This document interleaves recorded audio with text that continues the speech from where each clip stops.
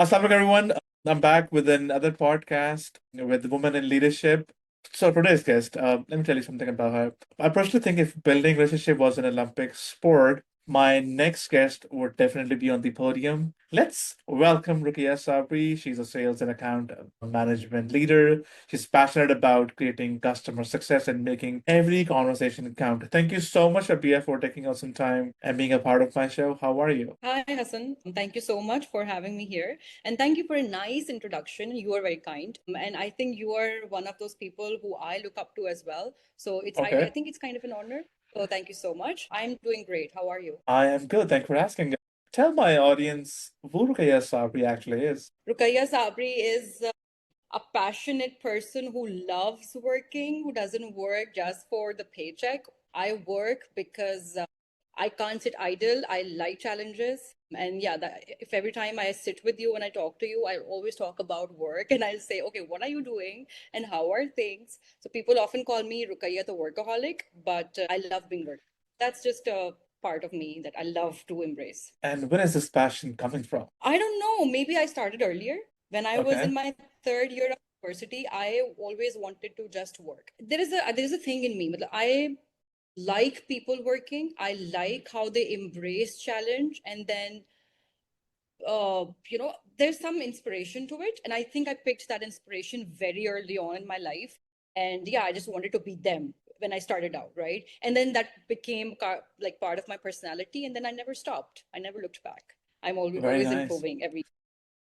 And there's one very good thing about you. Whenever I talk to you, I always feel that passion in you. You talk with passion, with some energy. So I think that's what shows that you're actually passionate about work. All right. Moving on, you move from writing and content strategy into sales and account management. What were the biggest mindset shifts that helped you make that transition? So writing and content was a very short but deliberate step of my career, right? Mhm.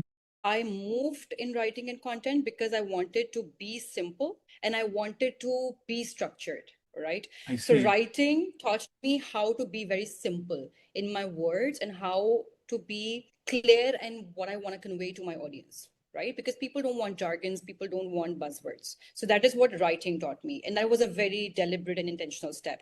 Then content strategy role basically taught me structure, how to simplify things and how to break things down into multiple steps and then try to Okay. solve those things, right? So that actually, those deliberate steps is actually helping me in account management because the kind of work I do, simplicity and breakdown of complex things is my key. And that's what I'm taking forward. And I think that's my success at this time. And I love that you actually emphasized on using a simple, plain language. I realized in Pakistan, especially, we try to impress other people and we try to use some heavy jargon so that we sound more professional, more knowledgeable. But I think that's the opposite. I think the biggest rule of the communication is it should be that simple that even a small children or kid can understand what you're talking about. So I like that Yeah. approach. Okay. When you look back at your early content and marketing roles, which skills turn out to be surprisingly valuable once you started working in account management and sales role? I would say instant validation would be my one key learning, Hmm? and I'll tell you how. And then second, getting a no from people, right? So when Okay. you are in writing, feedback is not always going to be, oh my god, you're perfect. It's not going to be that, right? So when you're writing, the feedback is always going to be, make it this way or maybe make it this way, and feedback is rather slower than what you expect, right? So from my writing career, short career, I would say, I learned that I wouldn't get anything instantly. When I expect something, I know, okay, it's going to be slower and it's going to be always tweak little things, right? And then when it comes to sales, that also from a very short period of my time, I learned that no is never personal, right? Hmm. No from people is another piece of information and another data that I do not need to take personal. I need to use that data to my leverage, right? But there's Right. a flip side as well. Okay, I'll tell you because people are hearing this and I want to make it clear. Don't take no too far that you become non empathetic, right? Because when you go too far with the no, you become numb, right? And when you become numb, you actually miss the point. How am I going to understand the other person? How am I going Wow. to understand what is he trying to say, right? So being balanced and being moderate with the no as well is what writing in my sales career taught me, and I think that's helping me today as well. I love it. I love it. I love it. I think that's a very unique perspective and way of looking at things, and I love it because Yeah. we are humans. We do have emotions, and if we constantly hear no, it has effect on our brain. And I think you beautifully put it in a way that we should don't take it personally and learn and get Yeah. things out of it. Very nice. Okay, The point is, do not go now. Yeah. The yeah, point is, yeah, do not yeah. go now. Very nice. So you have worked across Pakistan, UK, and the US market. How did selling into different regions shape the way you communicate with buyers now? Right. Acha, I'll tell you one thing, right? Because I really want this whole conversation to be a learning experience for others like me as well. When we get into a different field, you usually get some sort of playbooks, right? I got Yeah, playbooks yeah, too. yeah. And those playbooks were one standard playbook, Mhm. right? And it's mostly leaning towards US, right? That's a biasness. That's the majority. I don't know what could be the reason, but that's what I got. When I stepped into multiple markets, I realized that US and UK are very different markets. US wants directness, okay? Hmm. They want to be to the point, no extra fluff, and fast. US people are really, really fast. When it comes to UK, it's quite the opposite. Okay. They're slow, they're structured, and they want politeness. Okay. Hmm. So from US, I learned, okay, I need to be direct and I need to be fast. And from UK, I learned that, I have to bring some sort of nurtured tone in myself when I'm speaking to the people. And then I also have to do my homework before I present myself to them, right? And then I can't forget my own country. Pakistan is the country where that taught me how to build the trust first, right? So I am a beautiful combination of what US people want, what UK wants, and what my own beautiful country taught me. And I think that is my only key to success wherever I am right now. That's what I have taken from different markets and from my own Just market to as just to summarize, US people are move faster search. Pakistani people give you sales based on trust. And what well. about UK people? Yeah. UK people want structure before you talk to them. They Ah, don't want okay. they They get don't booked. want you to. Yeah. Okay. I mean, they don't want to be impressed, right? They will be impressed what you present to them and how you present to them. So polite and structured will give you a huge success in UK market. Interesting. Very nice. Okay. A lot of people Yeah. when want remote international roles but don't know where to start. So what is your honest Mhm. advice for someone who's trying to break into the kind of opportunity where you can do remote jobs in different countries? Conventionally, people say go to LinkedIn. People say apply as much as you want. People say cold outreach, right? That's good. That's all fair. But one key things that actually that helped me is the referral. Use your network, Oh, right? Because people who are inside those places have the trust that you're trying to build, right? So absolutely. talking to them, convincing them that you're worth it, and then taking a referral from them is going to get you lot faster than how cold outreach and other things will get you. That's how I helped. The first time I landed my remote role, I spoke with my friend and I told him, this is what my capabilities are. Please get me to the interview, right? So referrals will definitely get you to the interview, and then rest is all your performance. How you outperform, how you get the promotion, how you get inside is your job. Friends are not going to do that for you. So your net worth is your network, right? For sure, and build nice network.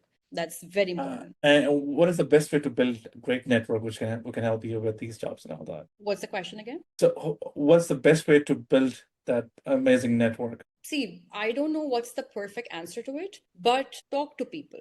Try to learn how you sell yourself. I do that every day, right? Everything, every time I do something new each day, I try to practice that if I'm talking to a director at a certain company, how am I going to introduce myself?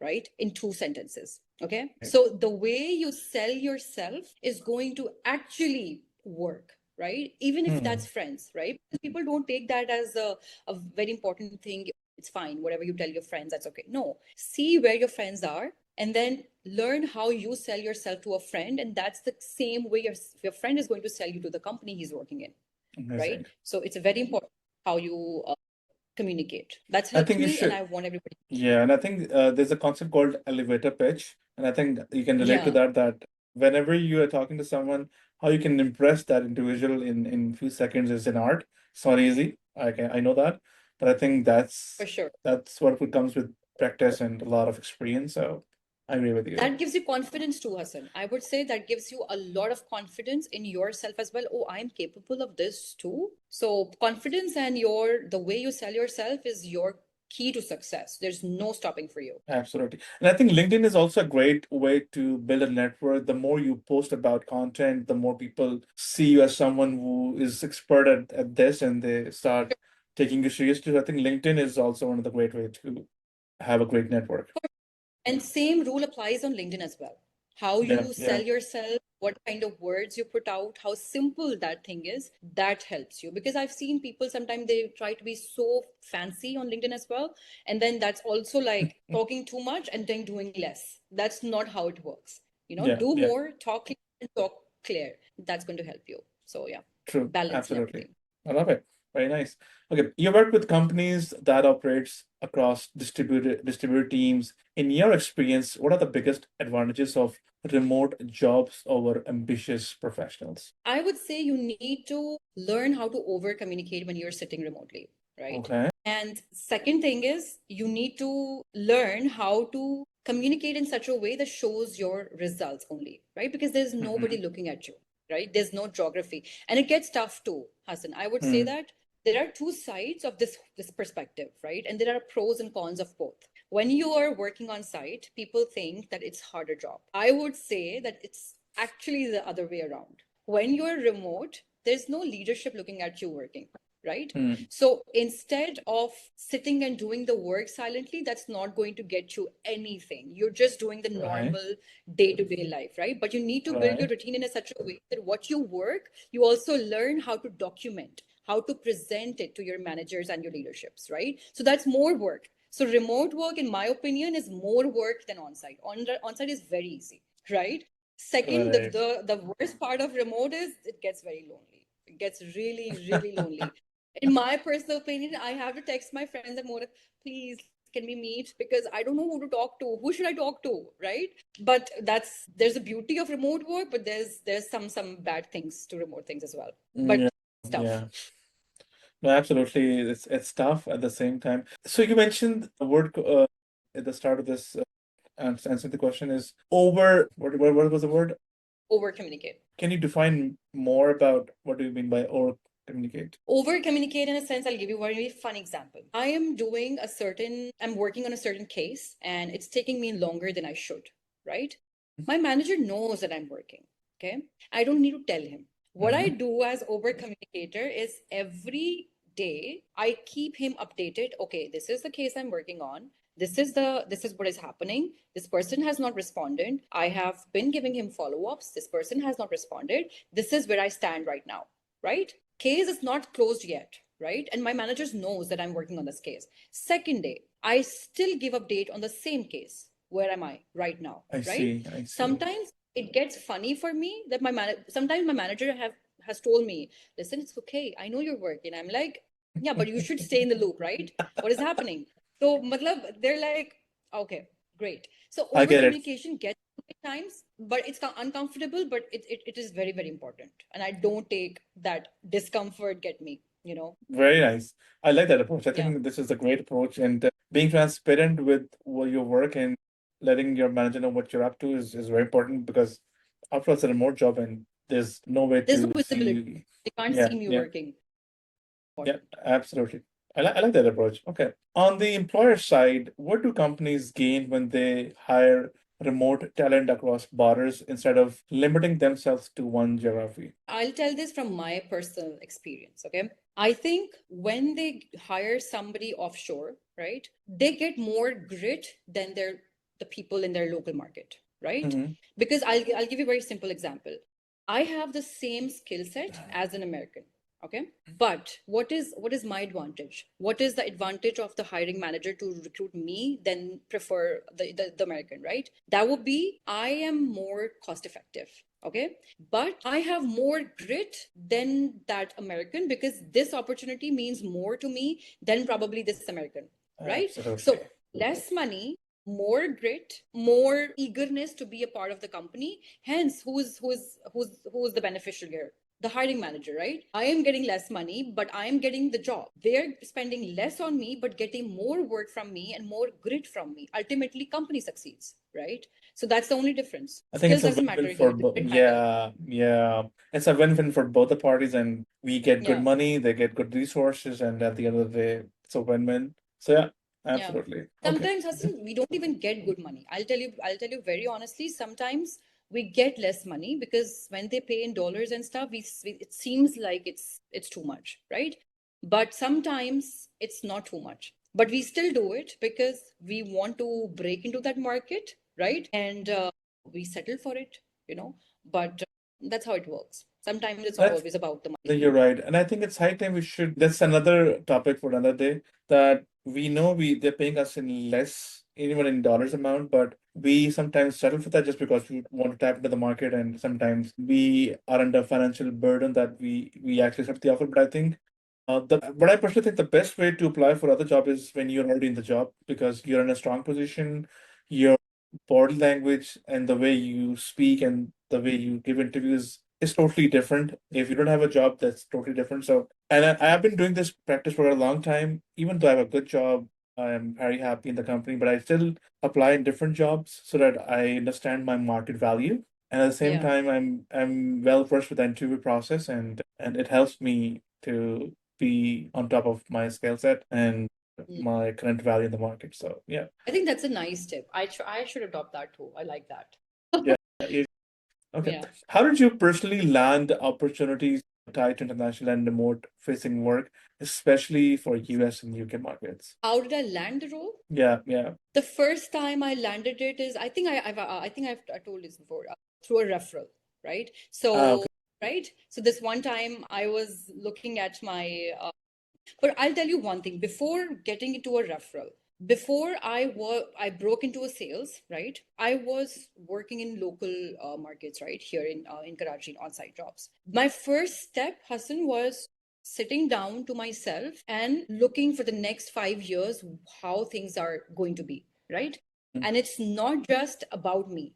I have, I promise you, I've sit down to myself and I've thought about each and every factor as low as infrastructure of the city as well, right? This is where I'm living. This is the infrastructure is. This is the light, electricity, power situation is. This is the compensation these companies are paying me. How am I saving? How am I making? What kind of, money am I making and what kind of work I'm doing, right? When I first made a plan, okay, this is what my benefit is. Then I decided, what do I want to do? Whether I want to stay in the local and on-site structure or I want to move remote and save all that commute money and all that stuff. I And see. mental health, right? Because there's a lot of you lose a lot of mental health when you travel 24. Yeah, yeah, yeah. My first step is, what do I want to do? And my decision at that time was, listen, I don't know sales much, but people told me, Rukaya, you are very good with communication, right? So first I decided, what do I want to do? The moment I decided this is my time to move into sales for whatever time period I want to be in, I made my first call to a friend who I thought would be in the similar market, right? Okay. I spoke with him. I had a chat with him. I said, listen, I want to do this. I don't know how to. I'm not very good at it. This is my first step, right? Give Right. suggestion, give me referral. This is who I am. This is my capabilities are. That is the structured process. The same thing I told you before. That this is the structured process I followed, and that's how I got into my first US role. And from there, I just outperformed. And then that's how I keep stepping up, in promotions and all of this good stuff. I see. Very nice. Very nice. Okay.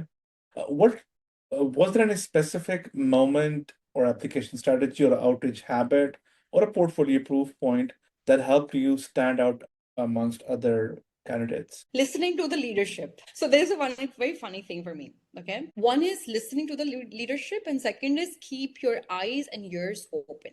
Okay, so imagine I am in Motive right now. Okay, and there is a new initiative that my leadership in one of the meetings told us that this is what we're going to do. My first step is to just judge the person, for example my director, and I'm just looking at her and I'm trying to assess, what is her body language? Is she passionate enough for this? What does she want me to do? right? And what is she trying to do for the next 5 years in this company, right? What is this initiative all about? That is my number one by default step, right? Second is I sit to myself and then I align myself and my goal to my director's goal, right? That she wants to do this, I want to do this, right? That is me listening right away and taking the initiative right away and start working on it, right? That is my number one thing, listening. Second is documenting each and everything. Okay. So when I listen, what my director wants, what the initiative is. Second step is immediate implementation. I go back, I see what my book of business is. I see, okay, this is the initiative where I want to apply that, right? And I start doing it. And the third step is immediately telling my leadership, okay, this is where I am. This is the initiative is. This is what am I doing, and this could be the potential opportunity out of this initiative, right? Sometimes people forget as well, right? But my I don't know, curse, or I don't know, I'm too persistent. I'm like, I have gotten into it, I have to close the loop no matter what. I'll get something out of it. So I think that listening and that keeping my eyes open and a little self homework, I think that is something that makes me stand out. I think so. I don't know what my manager is going to say, but that is my key differentiator, I would say, among everybody else. I think so. I love it. I love it. That's I think that's great. And I think with the new tools like TikTok and other stuff, we have a very less attention span, and we tend not to listen to others. And active listening, I think, is a great tool in today's world when it comes to sales. And I always tell my team that whenever you're talking to the clients, make sure they talk more than you, not you talking more than Absolutely. them. So being a good listener always helps, and it helps you build a great pipeline, and it helps client feel more heard and more valuable Absolutely. as well. Lekin Hassan, you know what? Listening also comes with practice. I'll be very honest Absolutely. because I know people are listening to us. I think I'll be very honest. I didn't have that listening capability in me initially. Very honestly, when I moved from local to US market, very fortunately, I worked with a very nice founder. His name is John. I think he listened to this as well. He taught me a lot of things at that workplace. And he's like, listen, Rukaya, you need to listen. All right. I know you're very passionate. You're very like, I need to convince this person. All that is great. Right. But the moment you start listening, you become a calm person. Right. Mm. So that is something that the US market taught me. And I owe a lot to that person. So again, when you go step by step, you learn along the way. And that's how I learned. So practice is very important. Even listening it comes from practice. And I think, look, again, I think I can relate to you because the kind of personality you have, I have the same personality, Yeah. passion, talking to Yeah. people, learning about different stuff. And people like us, we sometimes get so much energetic and passionate that we wanted to talk more and more and more, tend to listen Yeah. less. That's a great Yeah. reminder that we should That's stop a our. part of us. We are very relationship oriented people. We want to build relationship in the Yeah, first line. absolutely, absolutely. So, and I think this helps people like you and me a lot in terms of influencing other people and making an impact in the society. Great. Yeah. I do have a lot of questions, but we are short on time, so I'm gonna wrap up and ask some fun questions at the end. We still have 4 minutes more. Yeah. If Rukaya, if there's a movie on your life, what would be the name of that movie? I'm not a movie person, वैसे, ठीक है? Okay, Very honest, because maybe a season देखती हूँ. or series. Funny, okay? Maybe some people won't agree with it as well because I don't know it's going public, but I like Sherlock Holmes a lot. I like Okay. Sherlock. I love how inquisitive and focused he is. I do resonate like parts of it personality, not complete, but I do relate with him. That's me. I'm that focused and that persistent, and I never drop anything. So yeah, Sherlock for sure. And I love him as a character as well. So Perfect, perfect. And are you a coffee person or are you a tea person? I'm a tea person any day, any day. Okay, tea. Karachi is all about like, I don't know, but maybe Karachi people will definitely relate with me. We are like, give me chai any time of the day, even if it is summers, is winters, just give us chai. It keeps us going. So Okay, yeah, okay, good. from Good. Karachi will definitely comment on this one. I think tea and biryani. Biryani is also famous in Karachi, right? For sure, for sure. Karachi ki biryani is everything.